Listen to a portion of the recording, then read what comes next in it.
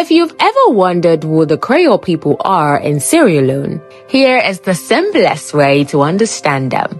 The Krios are descendants of free Africans who returned from Britain, the Caribbean, and the Americans in the late 17th and 18th. And when they settled in Freetown, something interesting happened. A brand new culture was born.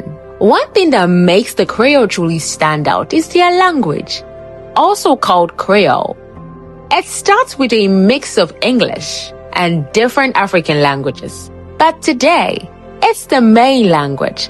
Almost everybody in Sierra Leone can speak, even if they are not Creole. Creole culture has a blend of African and Western influences. You can see it in their food, their music, their name, and even the wooden houses built by the early settlers. Their community is a tight-knit, proud, and very focused on education and storytelling.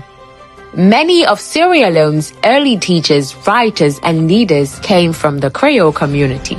So when you hear the word Creole, think of a people who turned history into identity and who created a language that now connects an entire nation.